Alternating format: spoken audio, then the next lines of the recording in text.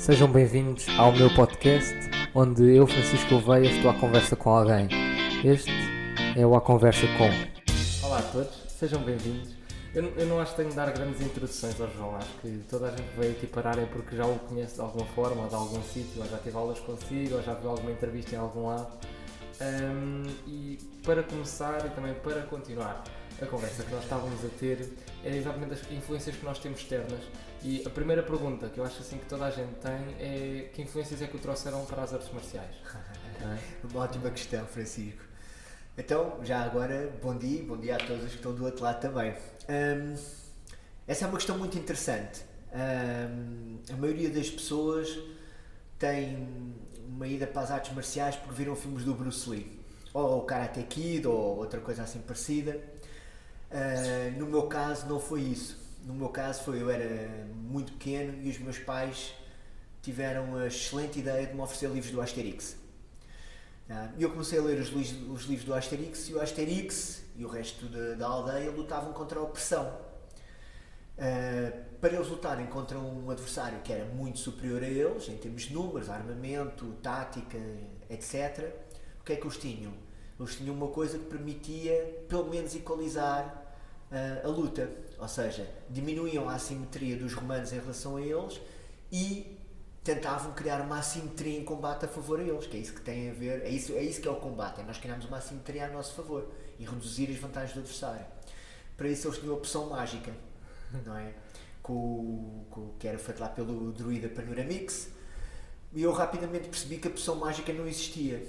Então a única forma de nós aprendermos a lidar com a opressão é nós sabermos lutar.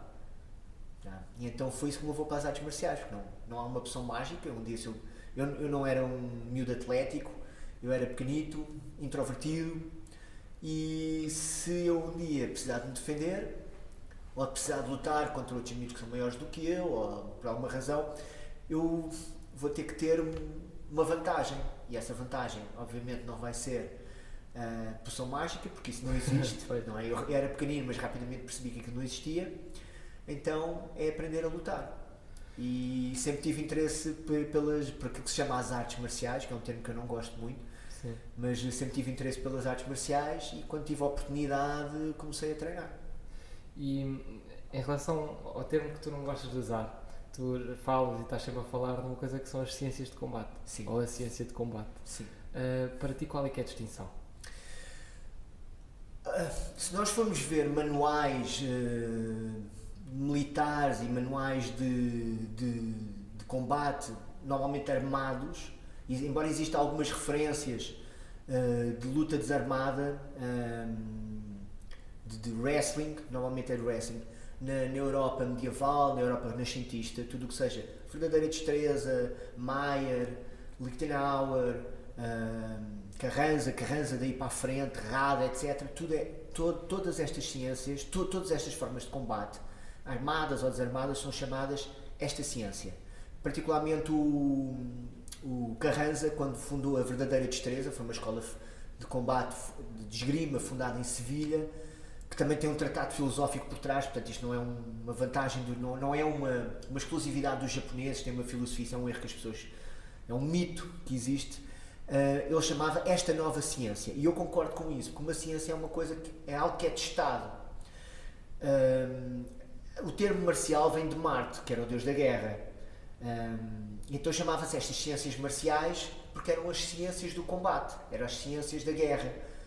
Fosse, por exemplo, o tratado de Pietromonte, de 1492, é um tratado que começa por explicar que o Pietromonte defendia que a primeira coisa que se deve ensinar a um soldado, a um militar, é wrestling, é luta, que é para ele se habituar ao confronto físico e lhe dar uma base sólida a nível de corpo e a nível de entendimento de mecânicas e de combate. E a seguir é acrescentar as armas e depois as formações, trabalho em formação, etc. Portanto, e isto era tudo, era uma ciência, era testado, não era chamado uma arte, era chamado uma ciência. E era chamado uma ciência marcial por causa de vir de Marte, que era o deus da guerra. Recentemente, esta história das artes marciais começou como arte em termos de uma arte que é um skill, não é era um conhecimento adquirido, uma coisa que as pessoas faziam há muito tempo, portanto aquilo de certa maneira tornava-se uma ciência também. Só que hoje nós podemos afirmar tudo o que quisermos em termos de artes marciais, não é? Criar as maiores ilusões nas pessoas, e isto acaba por tomar ou caminhos filosóficos, ou para o desenvolvimento da saúde, ou às vezes para o desenvolvimento da patetice. Sim, que sim. é apregam-se as maiores parvoices, as coisas mais absurdas, mas nada é testado. Há gente que diz, não, se me vierem fazer isto, eu carrego ali e pressiono este ponto e a cabeça do outro explode, ou cai nos olhos, ou sei lá, ele desmaia, uma coisa qualquer, e a gente diz, então, mas faz lá. Não, porque isto é muito perigoso e não se pode fazer. Então, mas isso, nada disso é testado. Portanto, é um termo que eu não gosto hoje em dia, é o termo artes marciais. Eu também não gosto do termo defesa pessoal. Defesa pessoal é um termo genérico, entendido pela população, e nós temos que usar porque é a única coisa que a população geral conhece quando nós comunicamos, mas defesa pessoal não tem nada a ver com combate. Defesa pessoal é pré-confronto. E isto é uma coisa que eu falo muito com um amigo meu, que é o Pedro Silva, que dá aulas no Porto. Ele dá aulas de boxe, de stick fighting também, é o meu professor de stick fighting, e também treina jiu-jitsu comigo. É uma coisa que nós discutimos, que é esta história da defesa pessoal. Hoje cria um mito de que as pessoas vão a um seminário, a uma formação de 3 horas, ou fazem ali 2 fins de semana, aprendem uns truques e a seguir sabem se defender. Pois. Quando defesa pessoal, aquilo que se devia ensinar às pessoas era a estarem com mais atenção, a não andarem a correr na rua com fones nos ouvidos, a não andarem na rua à noite a olhar para os telemóveis, a terem atenção quando estão a andar, quando estão a entrar em casa, quando estão a entrar no carro, a confiarem no instinto deles quando alguma coisa lhes diz que está errado, e aquelas pessoas ali para não ter boas intenções. Nós no escotismo, o grande lema escotista é estar sempre alerta. Always be prepared. É muito à base de estarmos preparados para qualquer eventualidade. E muito à base disso eu entrei no jiu-jitsu, exatamente para estar preparado caso um dia haja uma eventualidade. Não à base de procurarmos uma eventualidade. E isso é uma questão que eu tenho, e esta aqui talvez seja mais uma curiosidade, que é o que é que tu achas daquelas pessoas que procuram conflito? As pessoas que procuram conflito de forma gratuita para já normalmente têm algum problema que precisam de resolver, não é? Portanto, por isso precisam de ajuda especializada. Se não têm, é porque a sociedade falhou e o sistema educativo falhou e a família falhou em termos de valores que essas pessoas precisavam ter adquirido. Nós hoje não vivemos numa sociedade bárbara, onde estamos à espera que a Átila Uno venha por aí. Não vivemos nesse contexto. Portanto, pessoas que procuram conflito de forma gratuita, há algum problema. E essas pessoas, hoje em dia, como nós temos que ver isto de 2 aspectos. Nós vivemos numa sociedade, é a primeira vez na história da humanidade, ou na história recente da humanidade, que nós não temos uma sociedade armada. E não temos guerras? Não temos... Sim, tu não tens conflitos constantes, não é? E o karma não é imediato, as pessoas não estão habituadas ao karma imediato. Porque antigamente, ainda hoje, se tu fores a algumas aldeias do norte, chegares lá e te armares em parvo, levas com uma vara pelos costados. Alguém te acerta logo o passo, não é? Porque aí a sociedade funciona de outra forma. Nós aqui, por exemplo, nestes meios urbanos, estamos habituados a ter uma vida relativamente pacífica e não estamos habituados a lidar com violência. É um aspecto positivo. E isso faz com que também muitas vezes as pessoas que procuram conflito de forma gratuita o fazem porque não tem um karma imediato, não tem alguém que os vai logo confrontar. Sim, não tem uma consequência imediata. Então, é muito à base disso. Sim. Até no meio online nós vemos isto. Sim, não, online então todos são heróis. É online e dentro dos carros, no trânsito. São todos heróis. O problema é quando são confrontados pessoalmente ou quando têm que sair dos carros. E é uma chatice. Então as pessoas que estão à procura ou que procuram conflito de forma gratuita, para já muitas vezes conseguem se safar ou conseguem impor a sua vontade ou a sua opressão, seja ela psicológica, seja física, aos outros, porque a maior parte da sociedade não está habituada ao confronto, não está habituada ao confronto físico, não estão, e ao confronto às vezes de terem que falar de forma mais ríspida com outra pessoa, se calhar ter que dizer uns palavrões pelo meio, se calhar ter que dar 2 passos em frente, se calhar ter que ter uma outra atitude no olhar. As pessoas não estão habituadas a isso, então essas pessoas normalmente safam-se, até que um dia se calhar a situação discorre mal e corre pode correr drasticamente mal. Basta apanharem alguém que esteja habituado ao confronto. Basta ser alguém que esteja habituado ao confronto e tenha tido um mau dia. Basta isso. Ou que tenha tido um bom dia, mas que não está disposta a ser oprimida. Sim. Não é? Porque é para isso que surgiram estas ciências todas de combate, isto antes ainda de serem ciências de combate. Desde o tempo que o homem agarrou num pau e bateu no outro, ou que agarrou num pau para se defender. Não é? É para nós nos libertarmos da opressão. Até que um dia alguém que pode não ter esta ciência, mas tem a atitude de que não tolera que seja oprimido, ou não tolera que a pessoa A esteja a oprimir a pessoa B. Quando tu falas de libertarmos um pouco da opressão, eu penso mais ou menos em libertação artística. Okay? Porque aquilo que nós vemos hoje em dia na sociedade é que a arte é um motor para nós retirarmos o stress.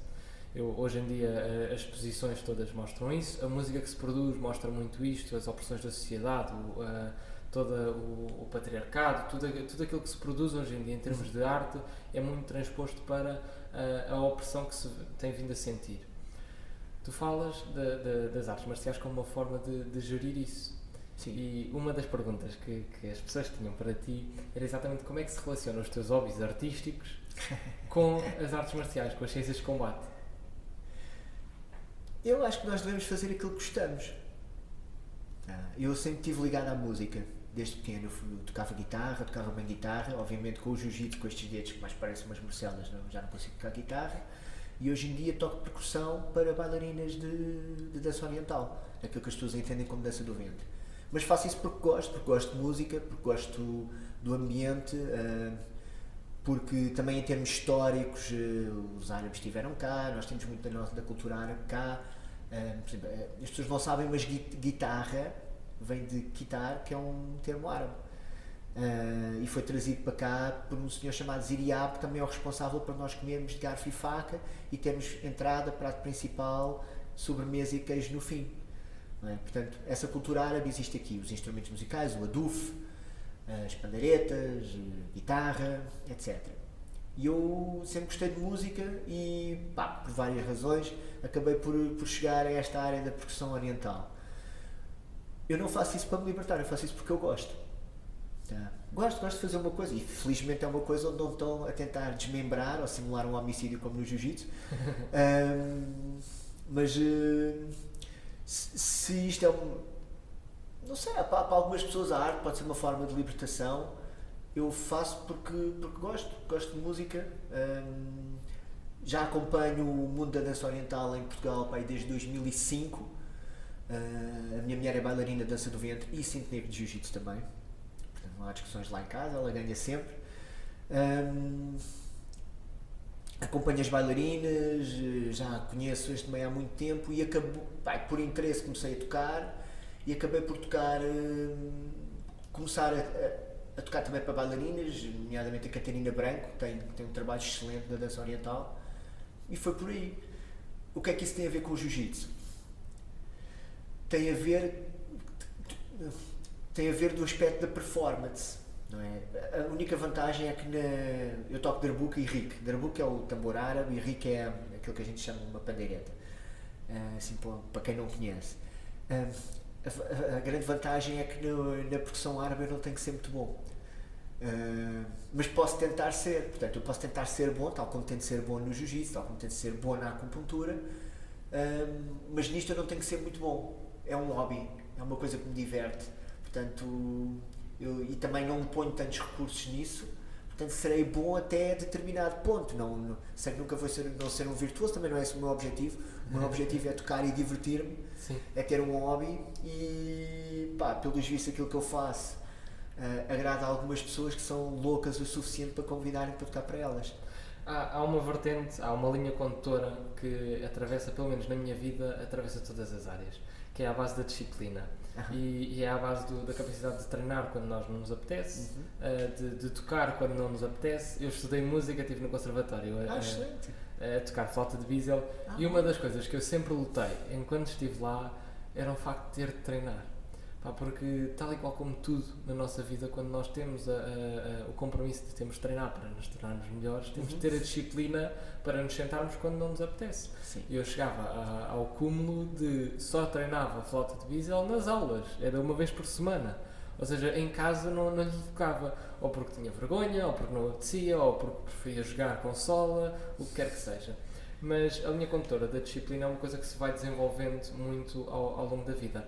Qual é que foi aquela experiência, qual é que foi aquele hobby, qual é que foi aquela profissão que tu tiveste, qualquer experiência pela qual tu passaste que a tua disciplina saltou? Isso é uma boa questão.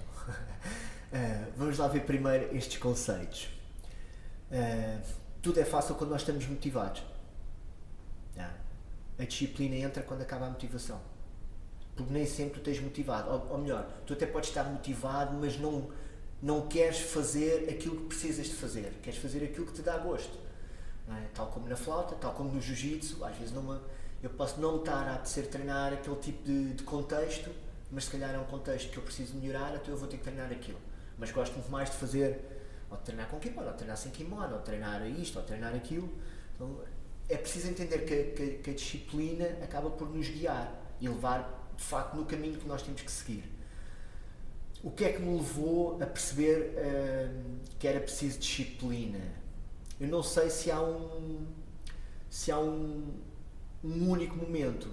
Eu lembro que li uma entrevista uma vez do Arnold Schwarzenegger e ele e perguntaram-lhe o que é que tinha feito, o que é que tinha contribuído para ele ser o Mr. Universo e outros que treinavam ao mesmo tempo que ele, não. E ele disse que foi que ele tirou prazer da dor. Que enquanto os outros chegavam um momento e já não queriam fazer mais aquilo, e em vez de fazerem mais uma sessão de treino, mais uma repetição, descansavam, ou iam para a praia, ou iam fazer outra coisa qualquer, ele não, ele continuava. Porque ele tinha aquele objetivo e sabia qual é que era o caminho que precisava para chegar lá. Eu acho que há vários momentos que me levaram a isso. O treinar na Academia Gracie Barcelona, em que o contexto de treino, ou melhor, a época era diferente, não é? Portanto, todo o ambiente que envolvia os treinos era diferente, basta eu já mostrei este cartaz lá na Academia. O Robin Gracie tinha um cartaz espalhado por Barcelona e na porta da Academia que dizia: se tu queres, se venceres um Gracie, ganhas 1 milhão de pesetas, era 6 mil euros na altura, muito dinheiro, há 20 anos atrás.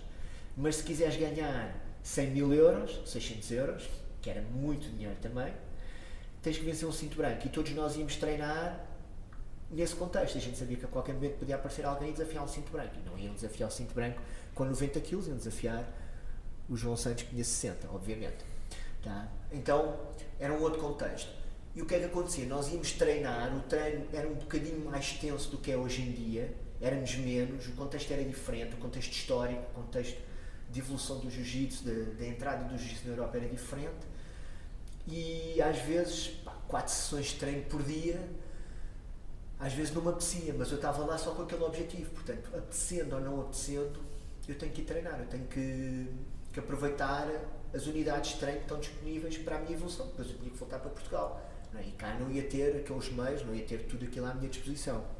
Um outro aspecto foi quando fui treinar e lutar no Brasil, em 2004. Eu ia lutar o Mundial de Adulto, o Mundial de Massa. Na altura não se chamava Mundial de Massa, chamava-se Internacional de Massa, mas toda a gente dizia que era um Mundial para os massas, para os mais velhos, para o pessoal com mais de 30 anos. E quando... e o meu treino era, eu fazia algum treino físico, mas era na academia, uma coisa simples, com ginástica natural, não fazia nada de especial. E quando cheguei lá eu passei a fazer 2 sessões de treino por dia e não tinha acesso a treino físico. Então o que é que eu fazia? Eu ia correr no calçadão. E toda a gente pensa, correr no calçadão em Copacabana é uma maravilha. Não é bom tempo, miúdas de biquíni, etc. Sim, mas os deuses têm uma forma de nos castigar que é bastante particular e daquela vez os deuses fizeram com que cada vez que eu ia correr no calçadão estivesse a chover torrencialmente. E eu fui correr todas as vezes que tinha planeado. Todas. Porque tinha aquele objetivo.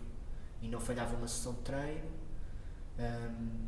E enquanto outras pessoas iam para a praia, ou iam descansar, ou iam fazer outras coisas, eu não faltava as sessões de treino que tinha planeadas, não faltava à minha triste corrida do calçadão, miserável, cansado e a chover torrencialmente. Mantinha a minha disciplina na alimentação, nunca descambou. A alimentação era pesada à grama mesmo. Eu ia comer a sítios que tinham balanças, onde a gente pagava, a comida era pesada, tá? Eu sabia que era aquele peso e tinha uma parte de peixe, um carboidrato, tinha uma série de vegetais. A única coisa, o único luxo que eu tinha na altura era, antes de um treino da noite, antes do treino da noite, eu comia um bombom garoto. Pá, e aquele era o meu trick.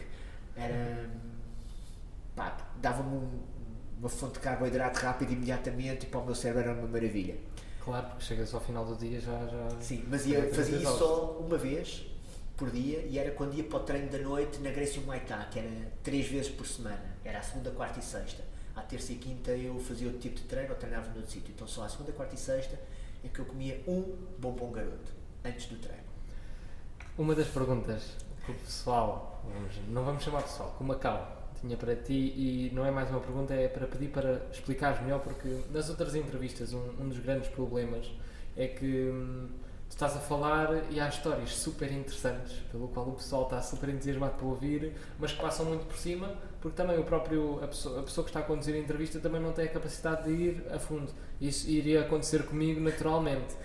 O Macau obviamente não deixou, o Trovão também não, então fizeram aqui algumas perguntas que são interessantes nesse sentido. E como é que foi o campo de treino para o Pan-Americano nos States? Tu estavas a falar da exigência deste Sim. treino semana a semana, mas como é que foi esse campo? Bem, essa história tem um contexto.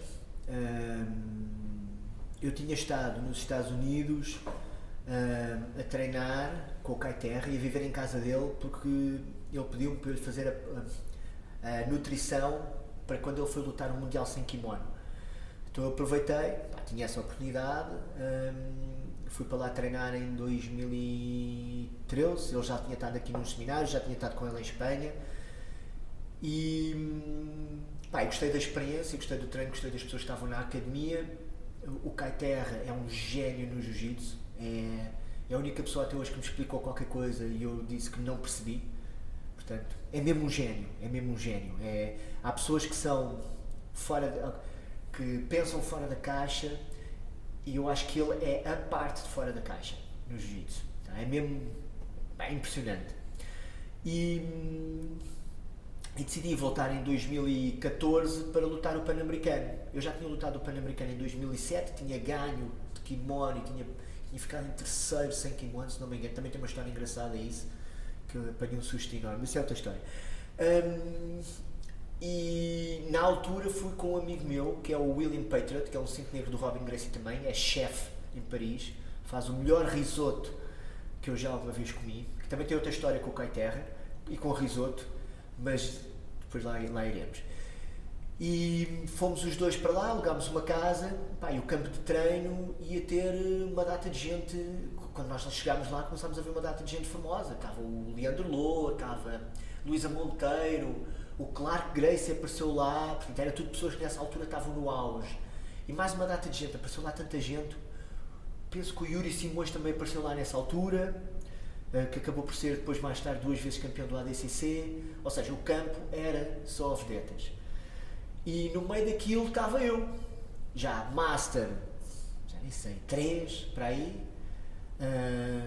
com 60 quilos, e quando alinhavam, mandavam alinhar, e eram os cintos negros de um lado e o resto do pessoal do outro. Eu ia sempre para o outro lado, porque eu achava que não devia estar do lado daqueles cintos negros, porque aquilo era só vedetas. Era tudo competidores de topo e muito bons. E eles punham sempre ali ao lado deles.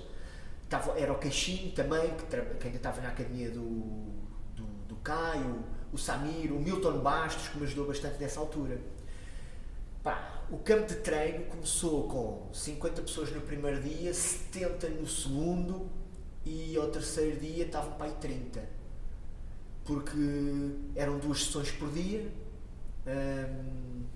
sessões de 2 horas, às vezes mais, e era tudo competidores, mas competidores muito ativos, não era como eu, que competia uma vez por ano, talvez. Pá, e aquilo psicologicamente não é agradável, porque o treino nunca corre bem. Tá? E normalmente o meu treino era, o primeiro round de luta era com o Kai Terra, que era pelo aquecer. Claro que treinar com o Kai Terra nunca é agradável, porque nós sentimos estúpidos. Tá? Ele fazia comigo aquilo que eu às vezes faço com alguns cintos azuis, com cintos brancos. Não é? E eu pensava, pá, mas eu também sou cinto negro, isto não devia estar a acontecer. Mas pronto, faz parte do processo e isso faz parte do nosso crescimento como praticantes, como competidores, como lutadores e como pessoas. Então, é uma expressão que eu uso, é bite the bullet, tens de aguentar, aquilo faz parte do processo. Tu estás ali para cumprir uma missão e aquilo é um dos aspectos que tu tens de cumprir, tu tens de passar por aquele processo. E depois associado a isto estava a nutrição, estou no estrangeiro, podia estar aqui a curtir, a comer, não, estou com restrições na nutrição, porque estou a controlar o meu peso. O William Patriot fazia a mesma nutrição que eu, a única diferença é que ele comia pão e eu não. Tá? Portanto, foi um aspecto porreiro porque me acompanhou, ou seja, em vez de ele estar a comer pizzas e a comer comida boa, não, ele fazia a mesma nutrição que eu, só comia pão, eu não comia. E eu bebia uma cerveja à noite porque me ajudava a relaxar e me hidratava um bocadinho, e era um diurético também. E eu lembro que eu e o William Patriot, nós íamos aos treinos todos, e o William Patriot nem sequer é competidor. Tá? Nunca competiu, ou seja, ele foi lá mesmo só para treinar. E o treino era sempre a carregar. Pois. É que não era só os cintos negros, havia lá cintos castanhos muito bons, cintos roxos muito bons, cintos azuis fenomenais, não é? E aquilo não havia uma luta fácil, era sempre lutas difíceis, não é? E toda a gente a procurar melhorar para depois poderem ter uma boa performance. A gente tinha 2 sessões de treino e eu lembro-me que saímos do treino e houve um dia que saí do treino à noite, íamos a pé para casa, os dois, eu só me apetecia chorar. E eu só pensava, investi tanto tempo, tanto dinheiro para vir para aqui e o treino não me está a correr bem e eu queria lutar o Pan-Americano, queria estar em condições e o treino estava a correr muito mal, e desanimado, com a carcaça toda amassada, tinha partido um dedo, uma fotografia alguns no Facebook, que eu tenho 2 dedos assim juntos e este parece o dobro do outro. Lá está, entra a disciplina, nós não vamos falhar treinos, a gente não vai alterar nada, não vou deixar de comer corretamente, não vou deixar de cuidar do meu peso, não vou deixar de cuidar da minha saúde, não vou deixar de fazer os meus exercícios de ciclo logo pela manhã quando acordo, porque isso é importante para preservar a minha carcaça minimamente operacional. Não vou falhar as sessões de treino, não vou falhar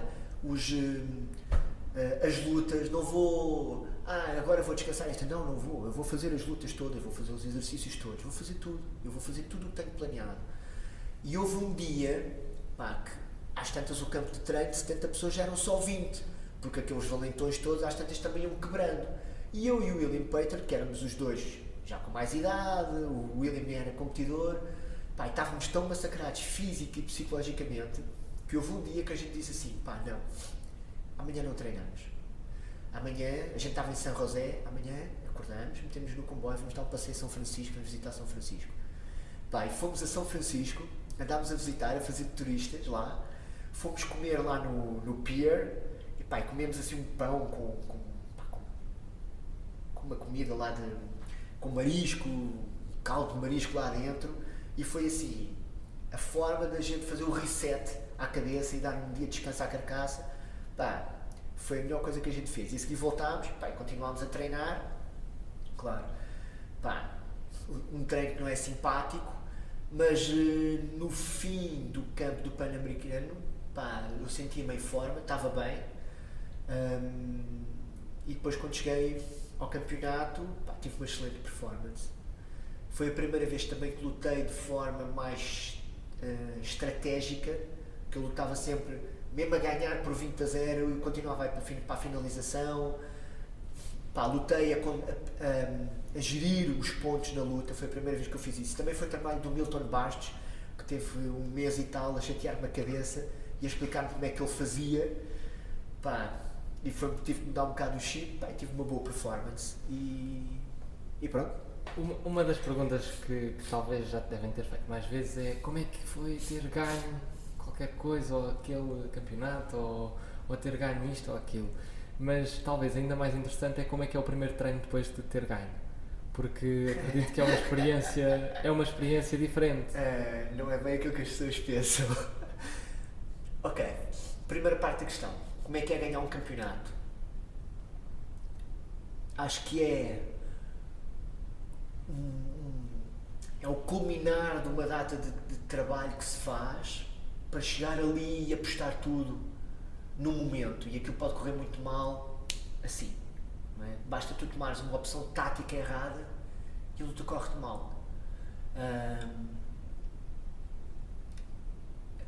O lutar, o campeonato. Eu nunca fui competidor. A primeira vez que competi foi em 2001 na Taça da Europa de Gracie Jiu-Jitsu, onde lutei com o Fabrício Verdun depois do meu absoluto. Isso também é outra história. E há aqui uma questão sobre essa okay. Luta. Eu acho que o caminho para se lá chegar é mais interessante do que a medalha que se ganha. E o caminho é toda a preparação que se faz, todo o planeamento, todo o trabalho que se faz por trás até se chegar ao campeonato, e depois é aquele processo, não é? Tu investes uma data de tempo para depois teres ali umas lutas, várias lutas, às vezes não são várias lutas, às vezes é uma luta, tu podes ter uma luta, podes ir a uma situação onde só tens uma luta com uma pessoa, uma luta casada, ou tens duas lutas, ou tens várias lutas, e é como é que tu geres aquilo ali, porque ali tu não podes falhar, não é? Porque a pessoa que está do outro lado tem pelo menos os mesmos skills do que tu e a mesma vontade de vencer. Eu acho que existe um certo glamour em relação às medalhas. O que eu senti sempre era a minha performance, era ter conseguido atingir o objetivo e ter mostrado que o meu jiu-jitsu era bom, apesar de eu estar aqui isolado na Europa inicialmente, isolado aqui em Portugal, não ter os meios à disposição que as outras pessoas tinham, não tinha o meu professor cá, não tinha os parceiros de treino que eu gostaria, não estariam cá, e tinha só os meus alunos, portanto não tinha as condições ideais, mas mesmo assim consegui ir lá e bater-me com eles e muitas vezes suplantá-los. O que é que eu acho? Que é aquela sensação de consegui, e há uma euforia, ok? Quando aquilo acaba, a euforia não é a meio, não é durante. Quando aquilo acaba consegui, atingi o objetivo. Não é fui campeão, eu consegui, atingi o objetivo. E depois há um momento em que te põe a medalha no pescoço, que normalmente em Espanha era sempre acompanhada por um grito Viva Alves Barrota, com a bandeira portuguesa na mão. E depois há o vazio. E o vazio já está feito, já ficou para trás, já não. E eu via às vezes pessoas que andavam a apreciar-se com a medalha e faziam uma festa. Eu nunca festejei assim quando ganhava, nunca, sempre, a mesma postura que eu tinha quando ganhava era a mesma quando perdia, sempre. Mantinha sempre a mesma cara, ok? E quando me punham a medalha, ok, medalha, fixe, tira a foto, tira a medalha, há um vazio, a medalha vai para a mochila ou para a mala, e fica lá até eu chegar a casa. E agora vou ver o campeonato, vou falar com os meus amigos, vou apoiar os meus colegas de equipa, vou fazer parte do resto. A minha parte está feita. Mas este momento, depois de retirar a medalha do pescoço, eu, na minha opinião pessoal, depois de todas as conquistas que já tive na minha vida, acho que é o momento onde nós mais crescemos. Sim. É depois de uma grande luz, depois de um grande holofote, o vazio que se sente. Sim, e tu tens de voltar à realidade. Porque temos de voltar ao mundo real. Exatamente. Temos de voltar a pensar naquilo que é, quem é que sou eu no meio deste mundo todo, porque para nós aquela medalha ou aquela conquista foi muito importante, mas numa escala global em que somos todos formiguinhas, aquilo não representa quase nada. Aquilo teu valor que tem quando tu ganhas. Exato. E esta questão de ter uma perspectiva sobre as nossas conquistas ganha-se muito rapidamente depois de nós termos uma euforia instantânea. Sim, mas é normal que tu tenhas, porque não é? Tu se calhar investiste 3 meses da tua vida a treinar para aquilo, que era o que eu fazia, não é? Para teres aquela performance em condições que muitas vezes não são iguais às das outras pessoas com quem eu lutava. Ou seja, tu de facto atingiste alguma coisa, conseguiste alguma coisa, mas e isso esgota-se no momento em que te levantam o braço, levantaram-te o braço, tu ganhaste, E muitas vezes não tens o resultado que gostarias, às vezes nem sequer chegas às medalhas, isso também faz parte do teu crescimento, tens que entender isso, não é? Isso não é correu mal, pá, correu como correu, é um fator de crescimento, é mais uma etapa, não é?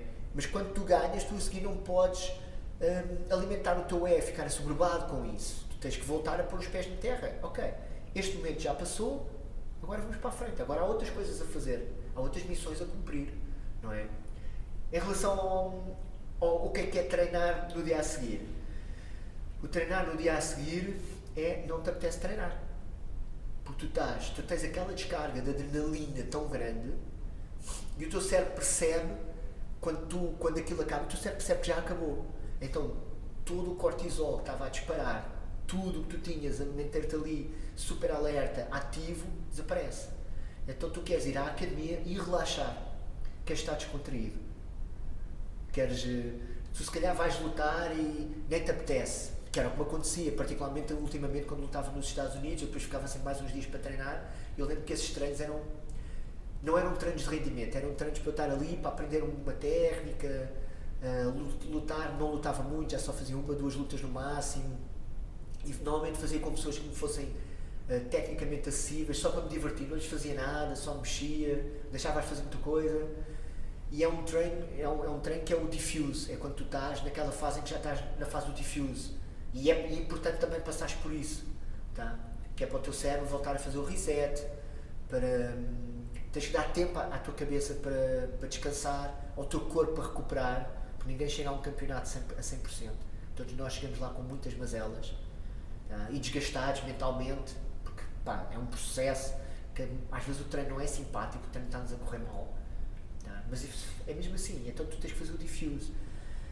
E depois, outra coisa que eu noto é que normalmente, 3 semanas depois, tu tens um período de supercompensação em que tudo aquilo que tu estavas com dificuldade em fazer, na altura de preparação para o campeonato, estás a fazer muito bem nessa altura, sai tudo naturalmente. Carlos Gomes, ele está sempre a fazer questões, ele está agora maluco pelo jiu-jitsu, ele está um bocado apaixonado.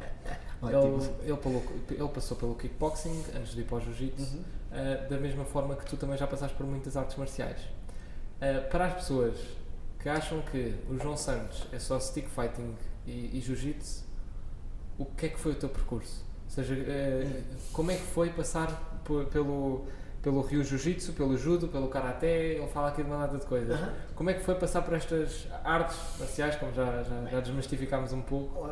Inicialmente nós temos que ver isto no contexto temporal. Anos 80 não havia muitas artes marciais em Portugal. E as que havia também não havia muitos sítios onde praticar. Tinhas boxe, luta, judo, falava-se em aikido, havia o karaté, havia umas coisas, havia kung fu também, o taekwondo estava a começar a dar nas vistas e o full contact também, full contact kickbox. Não havia muito mais. E havia os ninjas, mas ninguém sabia bem do que aquilo era assim um misticismo, uma coisa, havia um grupo qualquer de ninjas, não sei onde.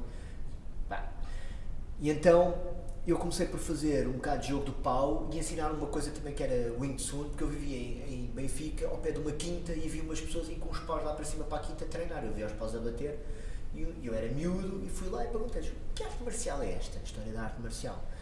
Tá? E eles disseram que era jogo do pau. Então lá me ensinaram umas coisas de jogo do pau, eu gostei bastante daquilo, obviamente, e ensinaram umas coisas assim, uns murros e uns pontapés, uma coisa esquisita que mais tarde eu vim a perceber que era o Wing Tsun.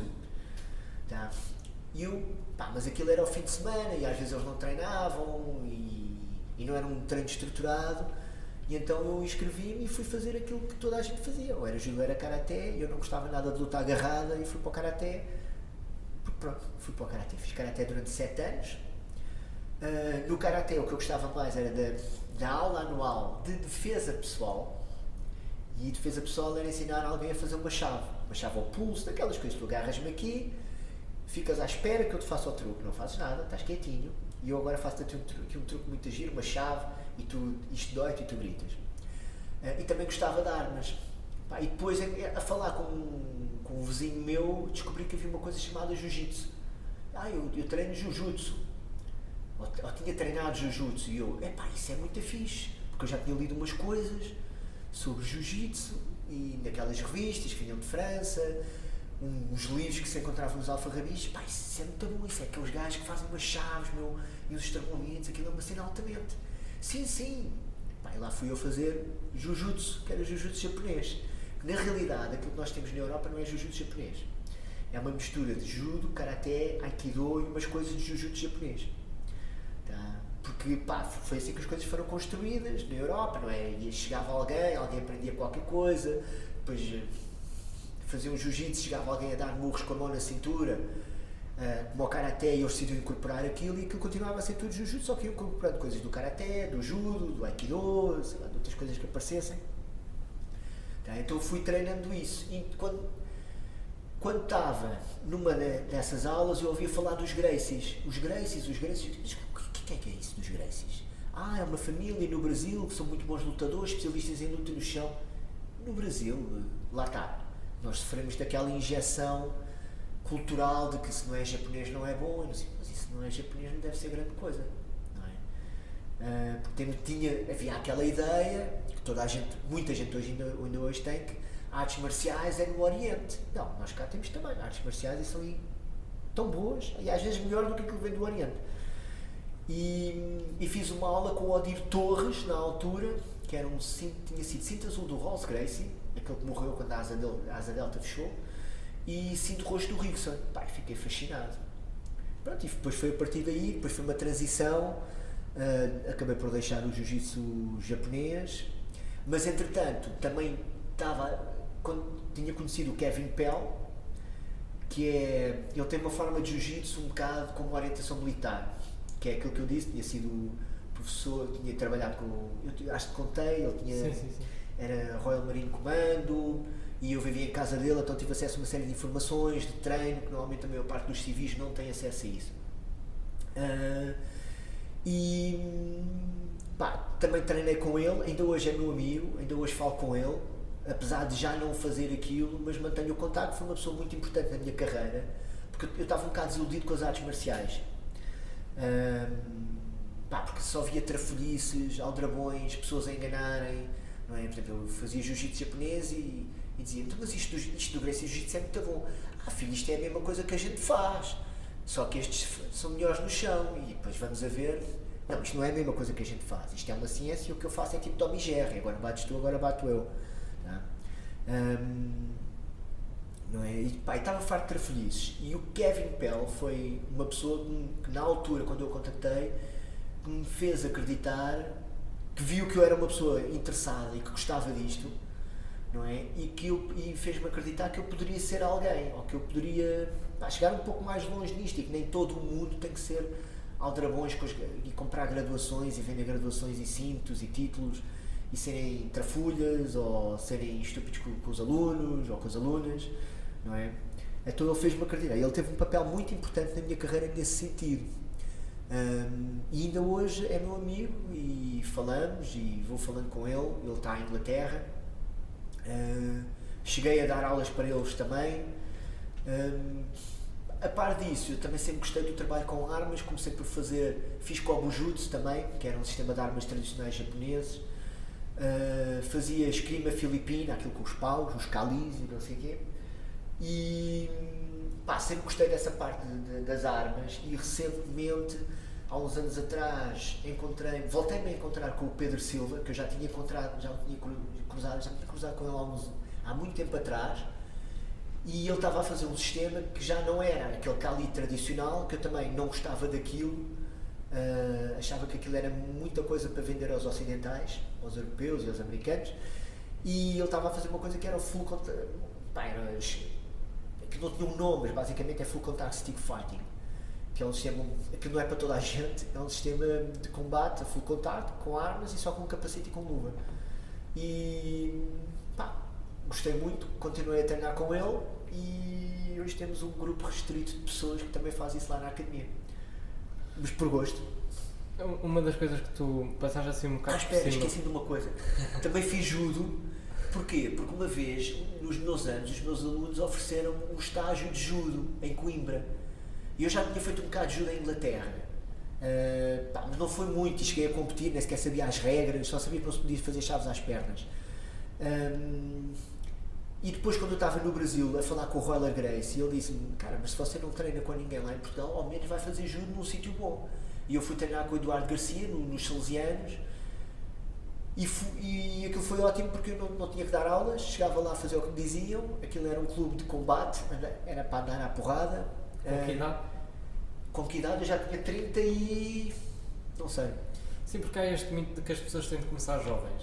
Cada vez mais agora no jiu-jitsu nós vemos, se queres chegar longe tens de pôr o teu filho cedo ou qualquer coisa, e também há aquelas academias que por X aulas tens faixa azul, ou por X aulas tens graduação tal. Não concordo com nada disso. E é exatamente isso. Porquê? Primeira questão, voltando atrás, as pessoas têm de começar jovens. Eu acho que tu deves começar quando tu queres fazer. E nunca é tarde. O chegar longe, tu vais sempre chegar longe. Sempre. Se te dedicares, se treinares, vais chegar longe de acordo com a tua capacidade, com o teu potencial e com os teus objetivos. Se o teu objetivo é aprenderes uma forma de combate, tu vais te dedicar e vais aprender. Não é? Se tu já tens, imagina, 40 anos, eu não posso ter a mesma exigência que tenho com alguém que tem 20. Não é? Porque tu provavelmente tens responsabilidades profissionais, familiares, os teus horários são complicados, a tua gestão diária é complicada, a tua gestão financeira é capaz de ser complicada, não posso ter, a tua disponibilidade física e mental para aprender é outra, então eu não posso ter a mesma exigência, mas tu estás lá e vais aprender também.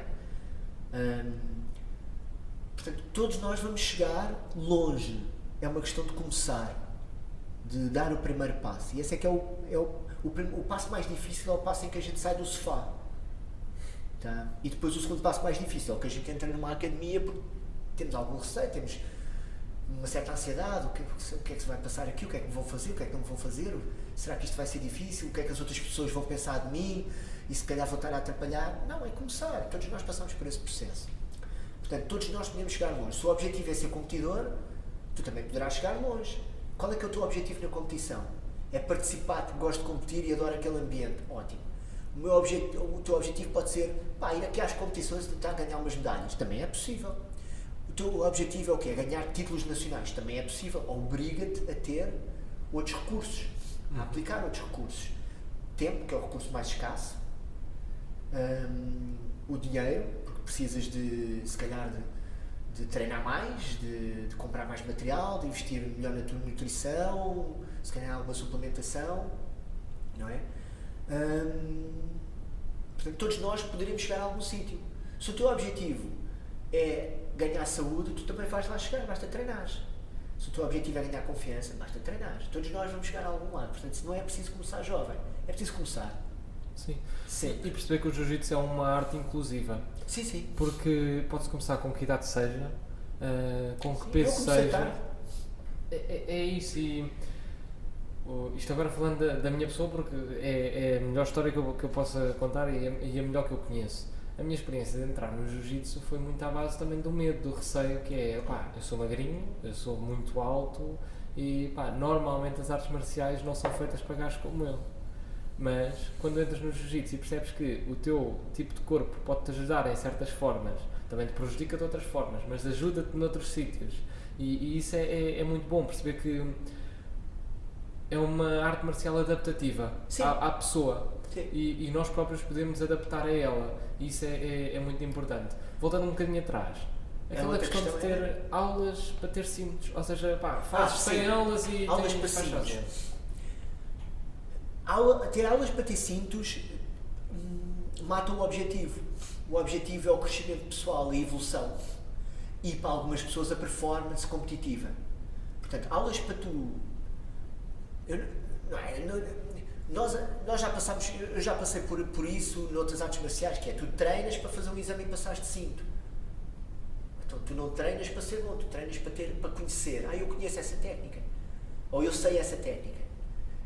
O conhecer e o saber são muito diferentes do fazer e muito diferente do fazer bem e do aplicar. Tá? E isso eu costumo dar um exemplo, eu costumo dar 2 exemplos na aula. Um deles eu não o posso dar aqui, mas o outro é, a maioria de nós conhece o cockpit de um avião.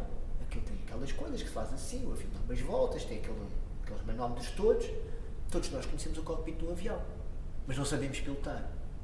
Não é? Portanto, o conhecimento não, é um primeiro passo, mas é apenas o primeiro passo, não está mais nada.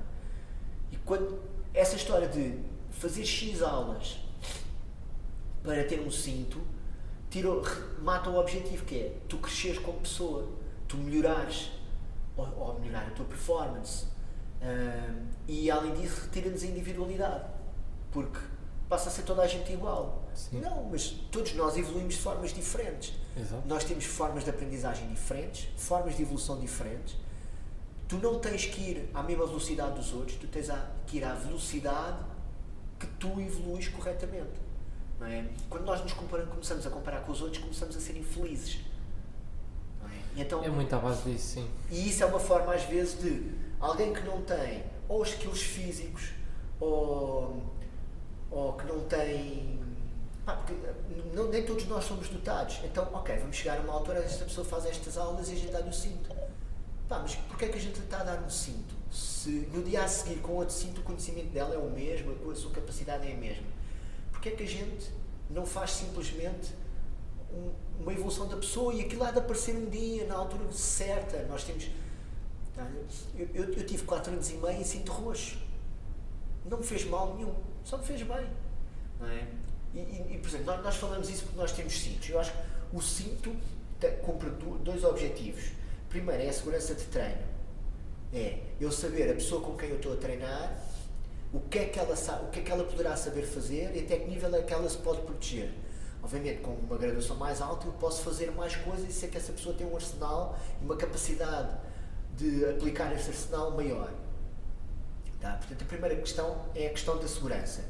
E a segunda é também para as pessoas perceberem a sua evolução e para eu poder estruturar uma aula, eu olhar e ver, eu cheguei aqui e tenho uma aula com só cintos brancos, então se calhar aquilo que eu tinha planeado para esta aula já não posso fazer, se calhar tenho que mudar a minha aula, ou para o aluno perceber que, ok, eu estou a evoluir e quando eu ganho este cinto, ou quando ganho este grau, significa que eu adquiri estas competências, mas isso não tem que ser por X aulas, eu acho que isso é uma coisa errada. Sim, porque cada pessoa demora o seu tempo. Sim, e a natureza tem o seu próprio ritmo. E isso é que é importante, nós fazemos as coisas no nosso tempo. O importante é ir, é estar a fazer. Eu gosto de levar as coisas ao extremo para as analisar, para ver o quão boas elas são contra certos argumentos. E na base desta investigação científica está um bocado a questão e centrar um faixa preta em judo numa aula de jiu-jitsu. Tem uma capacidade diferente dos outros faixas brancas, não é? Claro que tem. E temos de ter isto em conta. Temos de se calhar provavelmente perceber. tem 15 anos de judo. Pois. E um cinto branco tem 6 meses. Vai lá, no máximo 2 anos, 2 anos e meio, talvez. Não é? Então, e muitas vezes não tem comparação, porque aquela pessoa com 15 anos de judo tem uma experiência de combate acumulada muito grande. Sim. Mesmo que tu digas assim, mas as técnicas não são as mesmas e taticamente, não interessa, a pessoa tem experiência de combate. Sim. Não é? Então, Sabe o que é estar sob pressão, sim. Sabe como é que deve cair, sabe manipular um corpo. Sim. E tem uma força, uma destreza, uma força funcional, sim, e acima de tudo também uma tática resiliência mental. Tática de combate, que se calhar às vezes um cinto branco não tem. Sim. O que é que tu achas? Isto aqui é uma opinião muito pessoal, mas eu acho que cada vez que nós vamos a um treino de jiu-jitsu é como se nós fôssemos a uma igreja. É garantido que nós encontramos Deus.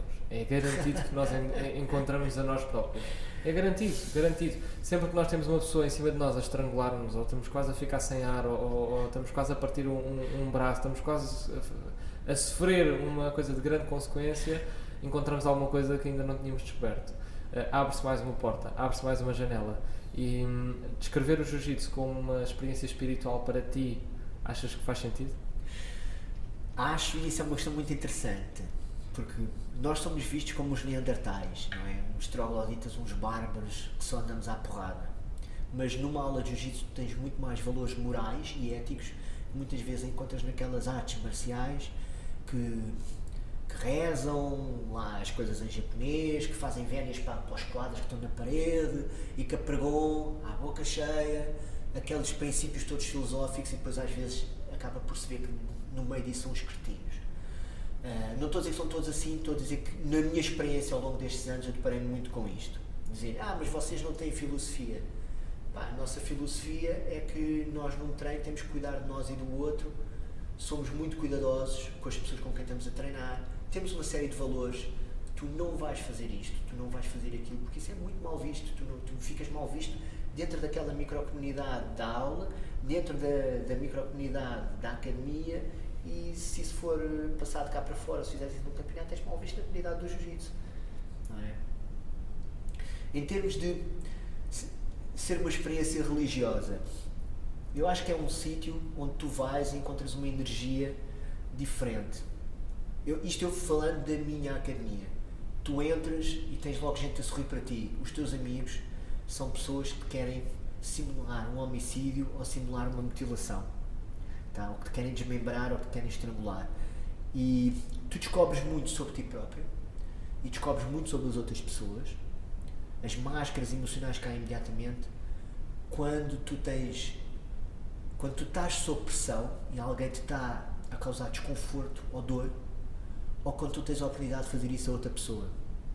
Tu descobres muito sobre ti próprio, sobre o que é que tu és e o que é que não és. Exatamente.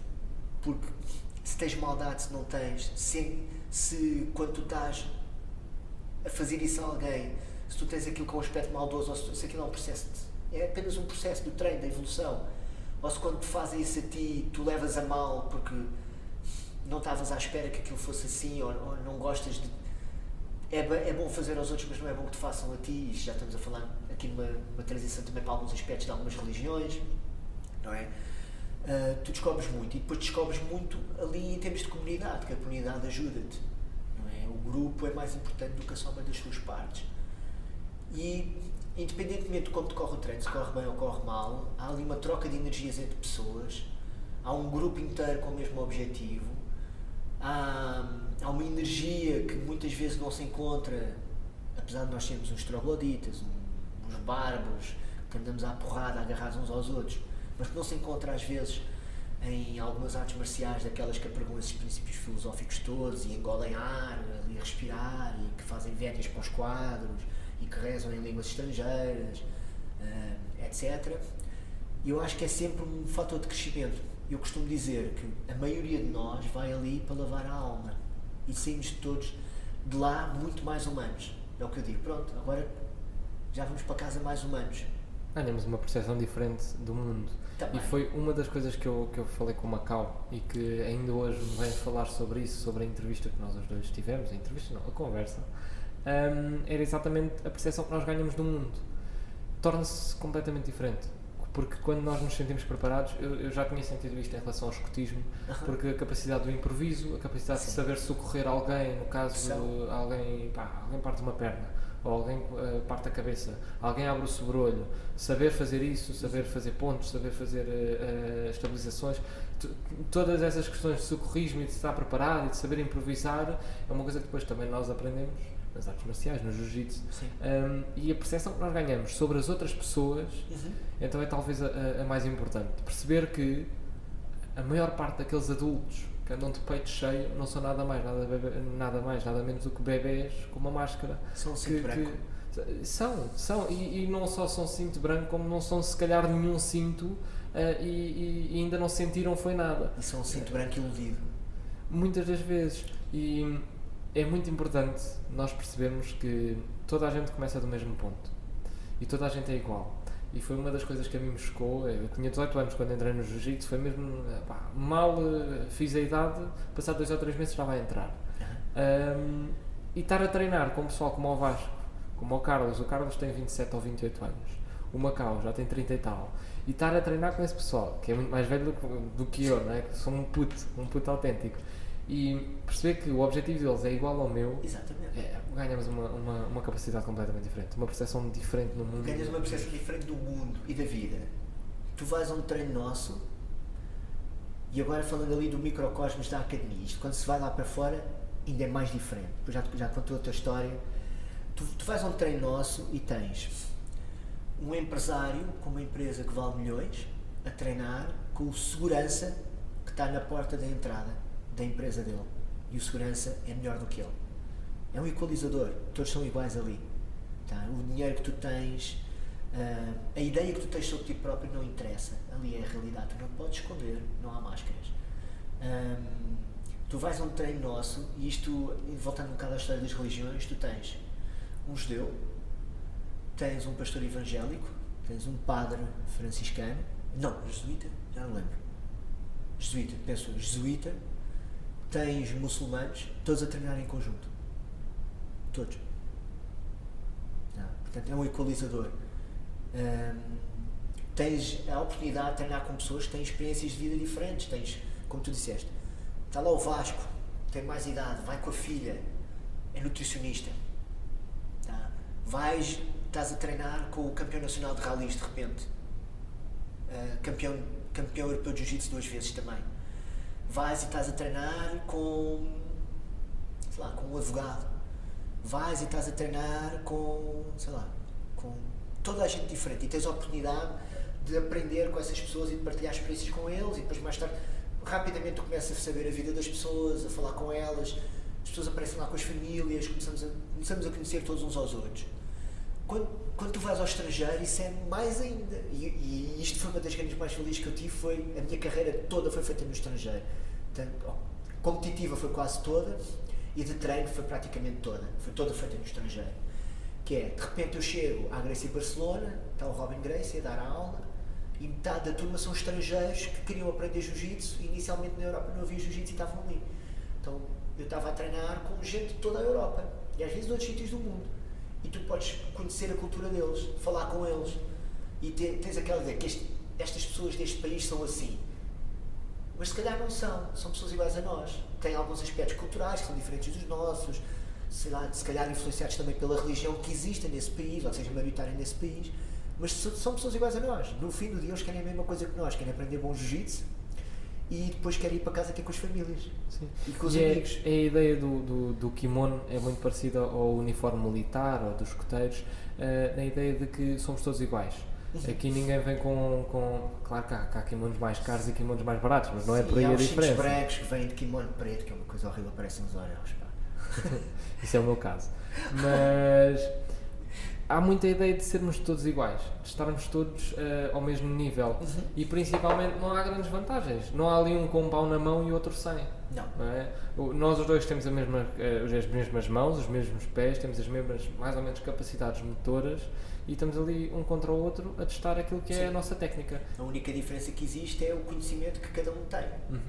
Mas o meu objetivo, se eu tenho mais um nível de expertise mais alto do que o teu, é eu ajudar-te a que tu melhores, porque quanto mais tu melhorares, melhor parceiro de treino vais ser para mim e mais eu vou evoluir. Portanto, eu preciso que tu sejas melhor. E preciso que tu sejas melhor ao ponto de seres melhor do que eu. Porque isso aí, de facto, vai fazer com que eu evolua muito mais. Tá? Portanto, o objetivo é nós equalizarmos toda a gente. E o kimono é uma ferramenta de treino, mas toda a gente tem um kimono. E eu vejo... claro que há kimonos mais caros, mais baratos, mas isso eu uso kimonos normais, eu sou patrocinado pela Tatami desde que eles existem, e eu tenho a oportunidade de lhes pedir kimonos, o melhor kimono que eles têm, nunca eu peço uns kimonos que eu gosto mais, que acho mais leves, mais funcionais, acho que não tenho nenhum dos kimonos caros deles, mas é uma ferramenta de treino, e às vezes acontece de virem pessoas de outras academias, e às vezes de academias onde tu não podes entrar a não ser que tenhas o kimono com o emblema deles. Tu não podes treinar com um kimono sem emblema ou com o emblema da tua academia.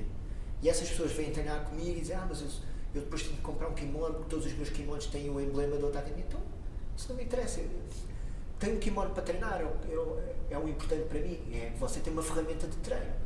Não é se tem lá o emblema desta ou da outra academia. Portanto, nós temos muita gente a treinar que tem emblemas ou das academias onde eles treinam regularmente, e como são nossos amigos e gostam do nosso treino, também nos vêm visitar e vêm treinar connosco, aprender alguma coisa e ensinar-nos alguma coisa também, partilhar as experiências deles com os nossos alunos, ou são pessoas que vieram de outras academias e já não podem treinar lá por vários motivos e agora querem começar a treinar aqui e têm um emblema de outra academia.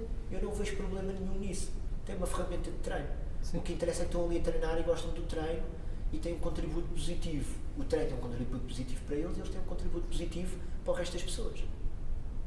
a minha percepção é que quem ganha é aquele que já entra com a atitude de ganhar. Não sei se tu, em experiências de competição, tens essa experiência. O que é ganhar? Ganhar é conseguir atingir o objetivo que nós tínhamos predeterminado. Seja ficar em primeiro lugar, seja ficar no top 10, aí seja sim, aí eu concordo. que seja. Porque se nós já formos com o mindset de que eu quero ganhar, eu vou conseguir chegar lá, a probabilidade, a mim, o que eu acho, é maior. Em relação àquilo que estavas a falar, já não sei muito bem como é que eu me lembrei disto, mas o facto de um verdadeiro líder é aquele que forma outros líderes melhor que ele, porque se nós formos chefe de uma empresa, ou estavas a falar de termos um parceiro de treino que no futuro será melhor do que nós, o objetivo é esse. Se nós formos chefes de uma empresa, nós queremos ter pessoas ao nosso lado que tenham as mesmas capacidades que eu, que as consigam desenvolver ainda melhor, para no futuro poderem também cuidar de mim, e se por alguma eventualidade eu desaparecer, as coisas permanecem.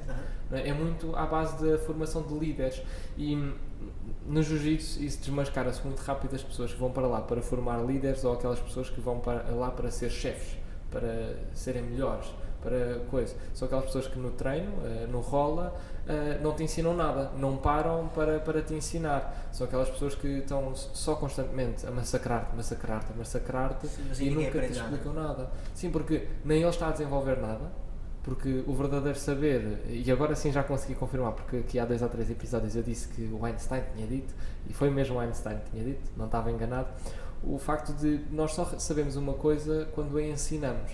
A capacidade que nós temos de ensinar algo, sim, de transportar isso para termos de crianças. Concordo, e nos dias de hoje não concordo. Nos dias de hoje não? Não, porque há muita gente que aprende para ensinar, não aprende para saber e para fazer ou para aplicar. Ou seja, acabam por aprender uma coisa que eles não dominam, só que aprendem aquilo para ensinar. E aí aquilo que se está a transmitir está cada vez mais diluído, porque tu não tens uma experiência prática naquilo. Antigamente, os que sobreviviam escreviam os livros. Portanto, ou seja, as pessoas que escreviam tratados militares eram os que tinham sobrevivido às batalhas. Então essas pessoas podiam escrever os livros.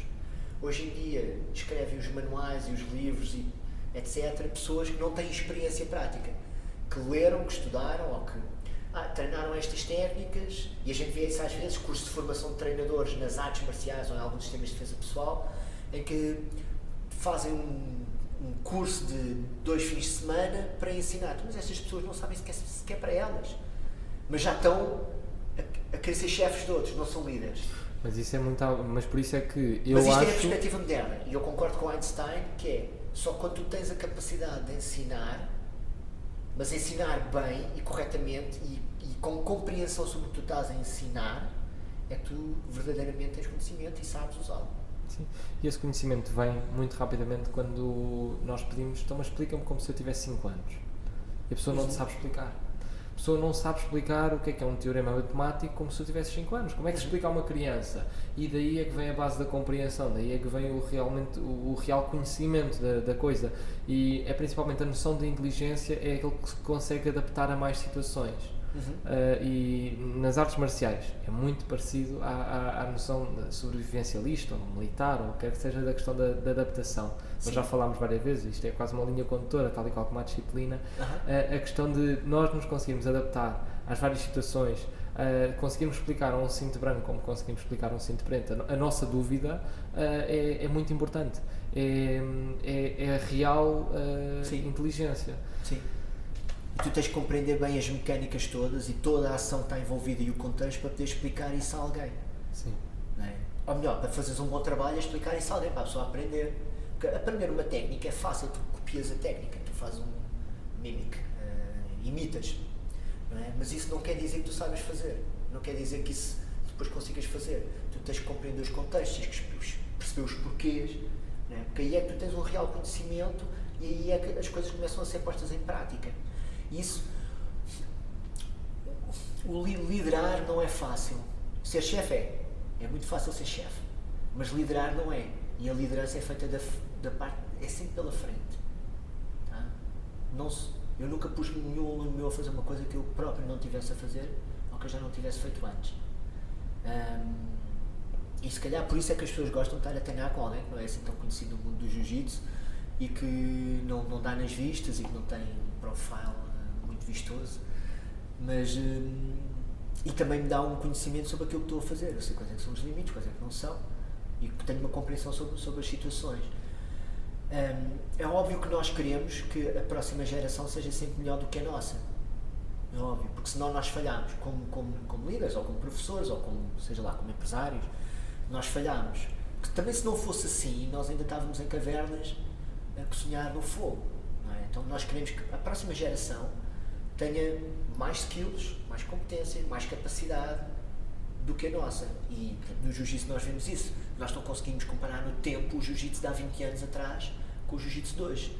E até na academia, as novas gerações que nós temos lá a treinar, não dá para comparar o conhecimento que eles têm hoje, quando são cintos azuis, cintos roxos, com o conhecimento que eu tinha quando era cinto azul, cinto roxo.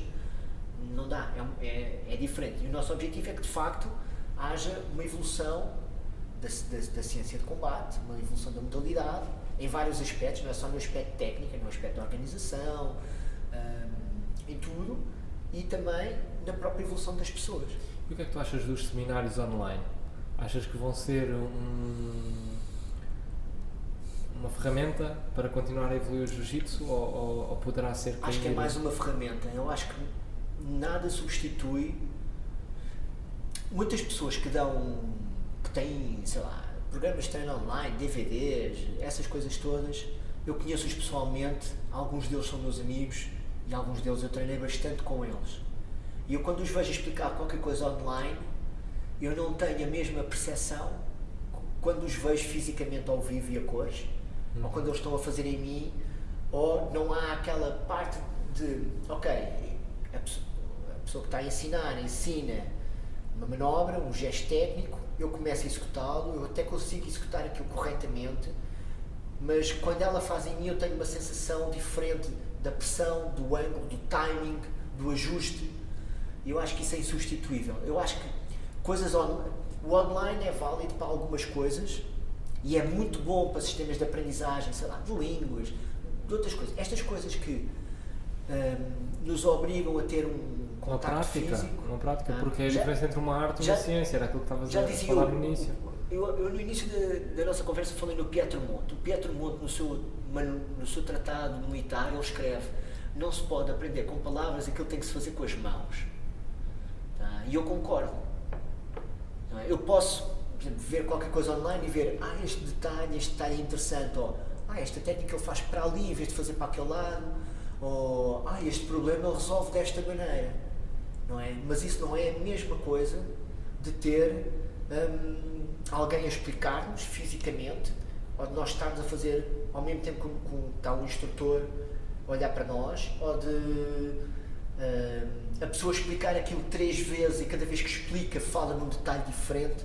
Não é a mesma coisa. E nós agora com a pandemia passámos muito pelo online. Nós também tivemos um sistema online e isso basicamente serviu para os nossos alunos para terem algum material para verem e serviu para as pessoas das outras filiais verem o que é que nós trabalhamos regularmente na academia, porque muitas vezes o pessoal das filiais vem uma vez por ano quando eu vou lá dar um seminário, depois quando vem cá o encontro anual, quando vem cá ao seminário do Robin, ou quando participam em algum outro evento nosso, e às vezes vem cá 1, 2, ou às vezes mais vezes treinar, não é? E aquilo permite-nos ver como é que nós treinamos, o que é que nós explicamos, os detalhes.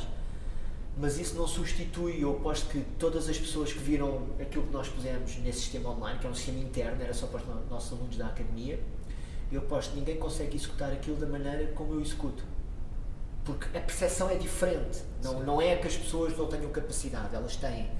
Mas uma coisa é quando nós fazemos fisicamente, hands-on, é muito diferente de coisas online. Eu vejo isso pela minha experiência com pessoas com quem eu treinei, de coisas que eles explicam e eu estou a ver na internet, um vídeo qualquer coisa a explicarem uma coisa, e a percepção que eu tinha quando eu treinava fisicamente com eles. E quando eles faziam e depois me corrigiam e depois me explicavam porque é que faziam e como é que não faziam e os porquês, e eu questionava. Portanto, isso não existe. Agora, testando um bocado aquela teoria que nós estávamos a falar sobre como é que nós podemos explicar isto a crianças, como é que tu explicarias o jiu-jitsu a pessoas que não fazem a mínima ideia do que é que isto é? Venham ver. Como é que eu explico o jiu-jitsu? Eu diria que é um jogo de xadrez humano onde o teu adversário não espera pela sua vez de jogar. Em vez de ser um xadrez num tabuleiro, não.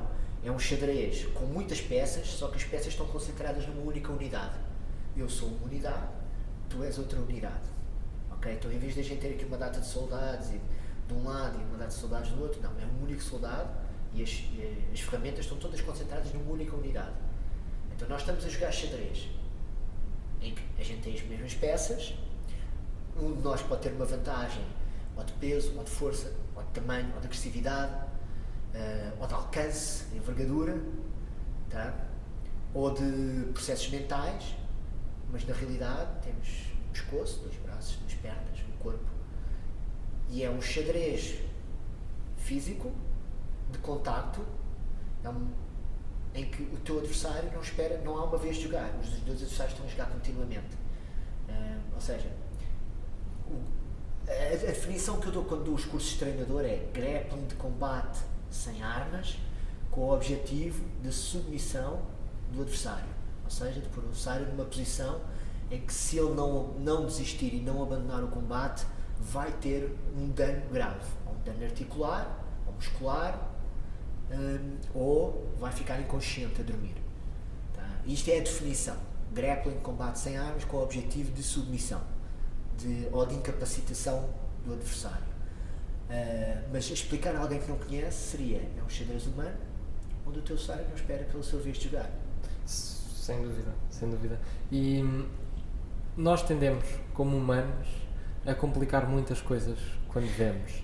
E um dos erros pelos quais eu passei foi, antes de começar a fazer jiu-jitsu, via competições, era de faixas pretas, e pá, eu não percebi nada do que estava a passar, nada, porque é muito complexo, há muitas partes, há muitos detalhes, há muitos truques, há muitos timings, há muita experiência acumulada, e é muito complicado nós conseguirmos, como é que eu ia dizer, pá, quase desmanchar aquilo em partes digestíveis para uma pessoa que não percebe nada. E se eu tivesse de dizer a alguém, pá, o que é o jiu-jitsu? O jiu-jitsu não é nada mais, nada menos do que um conjunto de pessoas, porque eu vejo muito como um coletivo, um conjunto de pessoas que têm a vontade de se preparar, de estar preparado. Eu fiquei maravilhado com uma questão, estava a apanhar boleia com o Carlos, e eu sou apaixonado de sobrevivência, pá, desde que me lembro de abrir o Discovery Channels e ver o Bear Grylls de um lado para o outro, a comer minhocas, e eu achava aquilo brutal e super apaixonado por aquilo. E ando de mochila militar às costas, com uma faca no bolso, com uma serra dentro da mochila, com uns todos primeiros socorros, ando sempre mais ou menos preparado e um bocado maluco nesse aspecto. E quando o Carlos vem ter comigo e diz: mas ó Francisco, tu que andas de mochila militar e não sei o quê, por onde é que eu devo começar? Isso só mostra que a nossa vontade está alinhada, a nossa vontade de estarmos preparados para o inesperado está alinhada, e talvez uma pessoa que tenha essa vontade de se preparar devia começar, independentemente da idade, porque se nós tivermos 40 anos, mas tivermos receio de, olha, há um vizinho, tive uma discussão com o vizinho, não sei se ele me vem bater à porta ou não. Ou pá, a minha ex-namorada agora tem um namorado maluco do ginásio e eu não sei muito bem o que é que eu hei de fazer se ele me encontrar na rua, porque ela traiu-me comigo, né? Ela traiu-o comigo, pá, não sei o que é de fazer. Qualquer pessoa. Já, nesse caso já meteste uma malhada muito grande, não devias ter metido. É uma questão interessante. A questão é que muitas vezes as pessoas estão-se a tentar preparar para uma coisa que não tem uma definição, não é? Que é a tal história da defesa pessoal, é estar preparado para tudo. Tu não consegues estar preparado para tudo, isso não existe, não é? Tu consegues é ter uma série de ferramentas, seja em ciências de combate, seja nessa história da sobrevivência. Tu não consegues estar preparado para tudo, tu não consegues levar o material todo que tu vais precisar, não dá. Da mesma maneira, tu não consegues treinar para te defenderes ou para responderes a todo o tipo de ameaças, porque tu podes encontrar desde uma velhinha que se chateou porque tu estás a conversar ao pé da janela dela e ela acordou e vem cá para fora para estar com um chapéu de chuva ou com a bengala, podes ter que lidar com alguém que te quer assaltar, podes lidar com um maluco qualquer que te quer agredir gratuitamente, podes lidar com um arrastão, podes ter que lidar com um maluco que anda com uma arma e desata os tiros, podes lidar com um maluco que se mete dentro de um carro e acelera pelo passeio fora. Portanto, isso é uma situação muito indefinida. Isso é o erro em que caem muitas artes marciais, nem tantas artes marciais, muitos sistemas desses modernos de defesa pessoal, em que eles dizem que estão preparados para tudo. Isso não existe. Tá? Da mesma maneira que o pessoal que gosta dessas questões de sobrevivência, eles não conseguem estar preparados para tudo. Eles querem é ter uma ferramenta, ou um conjunto de ferramentas, que se calhar lhes permite adaptarem-se às diferentes situações que vão acontecer. E isso é que é uma perspectiva inteligente. Da mesma maneira que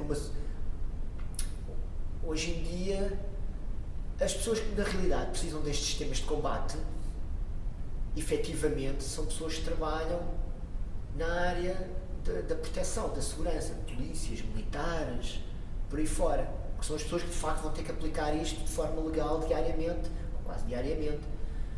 Nós provavelmente vamos passar a nossa vida toda sem ter uma única situação de confronto.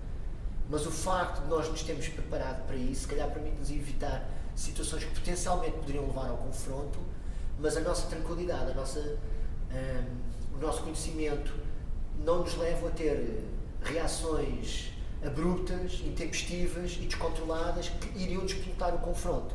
Porque temos confiança, nós não temos que provar nada a ninguém. Alguém que nos insulta, alguém que nos ameaça, a gente não tem que lhes responder porque nos sentimos seguros de nós próprios.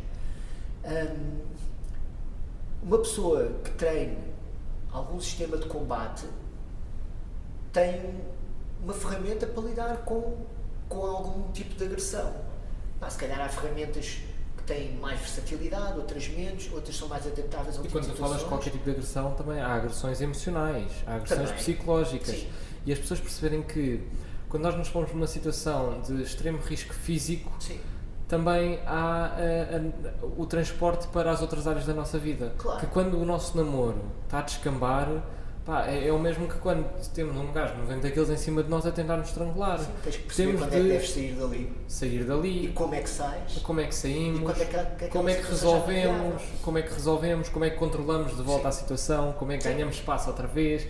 Todas estas noções. Tudo isto é transferível para o nosso dia-a-dia. E é muito importante as pessoas ganharem a percepção de que o jiu-jitsu tem uma linha condutora que é a filosofia. É a filosofia de vida, é uma maneira de, sim, estar, é uma maneira de pensar, é uma maneira de agir, é uma maneira de falar, sim, de comunicar, é uma maneira de ter calma em todas as situações. Que quando nós estamos num bar e começa toda a gente a discutir e há um que pega num copo e vai para atirar, nós, de certa forma, não estamos preparados para isso, mas a nossa maneira de pensar, sim, está pronta para reagir a isso. Sim. E reagir não quer dizer que a gente se vá meter na confusão. Se calhar somos a primeira pessoa a procurar se proteger, agarrar nos nossos e sairmos pela saída de emergência. Sim, sim, sim. E principalmente... Eu acho que é, sobretudo, passar por ter uma noção real do contexto, do que é que se está a passar, dos riscos envolvidos, das oportunidades que lá estão e como é que nós podemos aproveitar isso para resolver a situação. E é claro que há situações que não são para se resolver, há situações que são irrecuperáveis, tal como acontece numa luta, num treino de jiu-jitsu. Há situações a partir das quais aquilo é irrecuperável. Tu já estás a lidar com outra situação. Há situações que nos providenciam uma oportunidade, a gente tem que as perceber, e há situações onde a gente não se quer ir meter. Obviamente que eu não me quero ir meter na guarda de uma pessoa que é muito boa a atacar da guarda. Não é numa meia guarda de um especialista a atacar da meia guarda. Portanto, isso depois acaba por ter um transfer para a vida. A gente faz uma análise realista da situação e age de acordo com isso. E nem sempre o confronto é a melhor opção, como acontece no jiu-jitsu. Muitas vezes não é eu entrar em choque com o outro, é eu saber manobrar e dar a volta à situação para conseguir ficar numa posição melhor. Sem dúvida. Para o Macau não se chatear comigo, eu vou fazer a última pergunta de todas e depois disto fechamos. Que é como é que foi competir no Tijuca Tennis Club enquanto gringo? Ok, vamos lá ver o que é o Tijuca Tennis Club. O Tijuca Tennis Club era onde se realizavam os mundiais e os campeonatos brasileiros, a maioria dos campeonatos brasileiros, o Mundial de Master, na altura em que eu competia. Aquilo é um edifício que não tem janelas, tem pomos a voar por dentro, E a experiência, eu vou descrever. Tu és gringo há 15 anos atrás no Brasil, 15, 20 anos atrás no Brasil, na meca do jiu-jitsu, onde vais lutar contra as pessoas que são de facto os melhores do mundo naquele momento, estão todos ali, era tudo brasileiro. E tu és gringo, é o que eles chamam de gringo, era alguém de fora. Tá? Para já, gringo era para matar, começava assim. Havia N casos de que os gringos iam lutar e eram roubados na pontuação.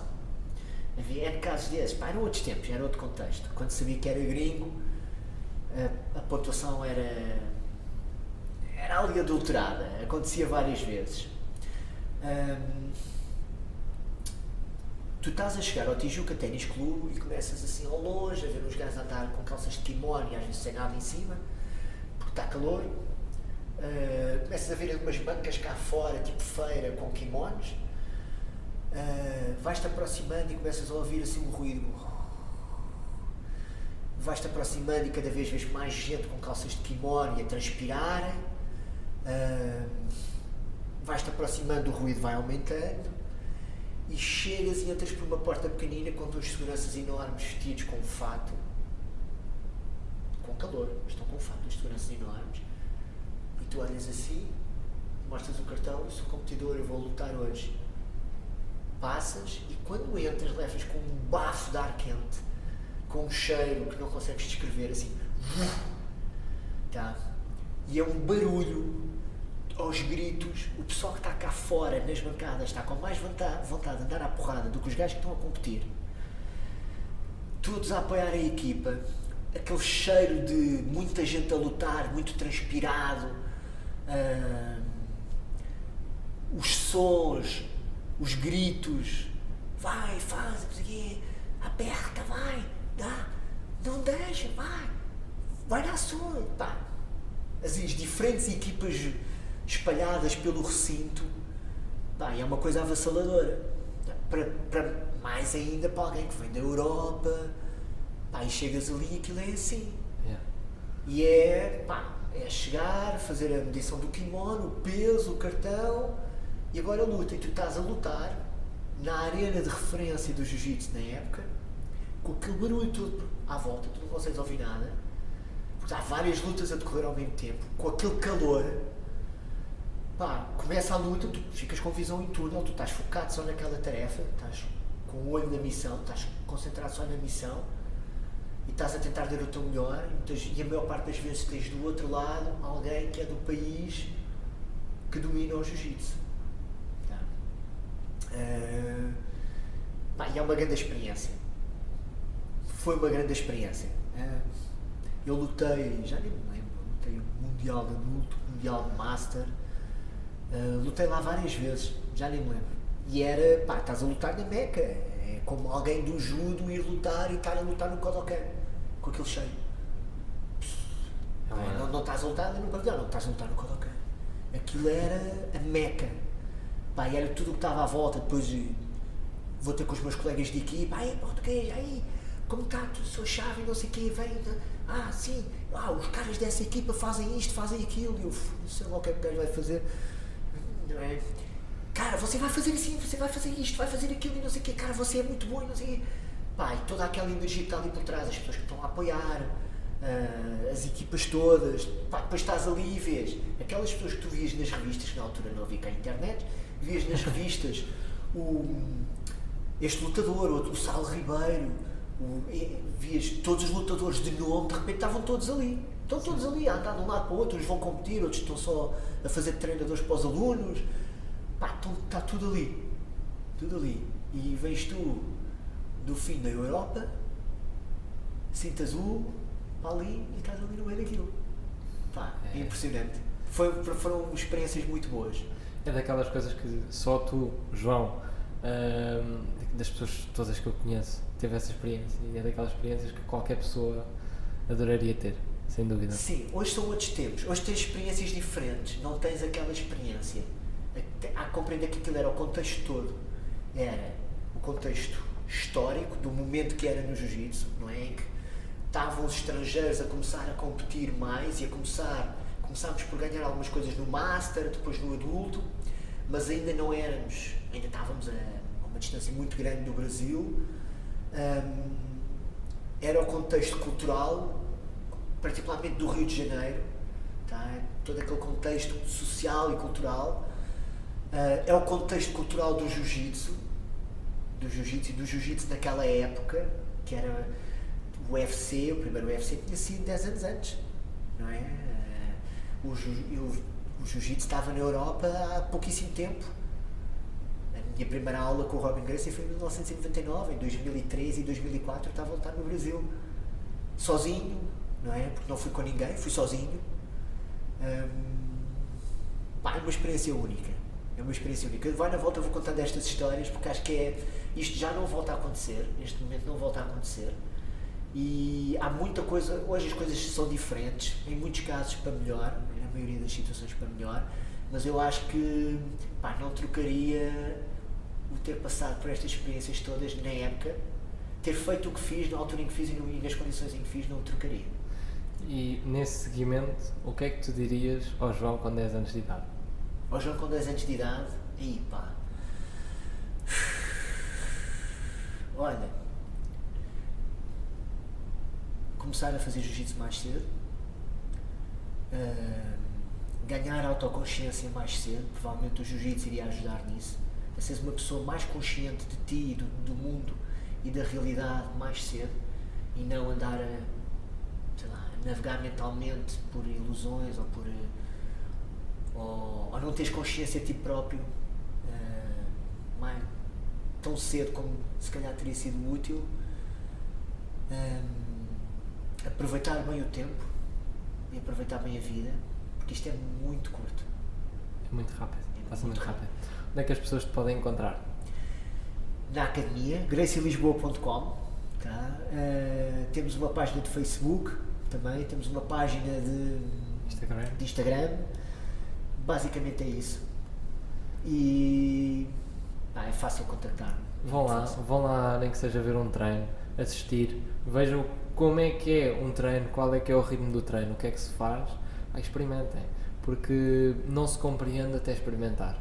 E não se compreende as pessoas que estão lá dentro até experimentar, porque nós todos usamos uns termos estranhos. O que é a guarda, o que é raspar, o que é o estereótipo que existe. Sim, afinal, na realidade, depois não é nada daquilo. Sim, eu estava à espera de entrar lá e ser quase como se fosse um ambiente de ginásio, ou seja, era só homens que me iam querer matar e tudo. Tens muitas mulheres, famílias inteiras a treinar.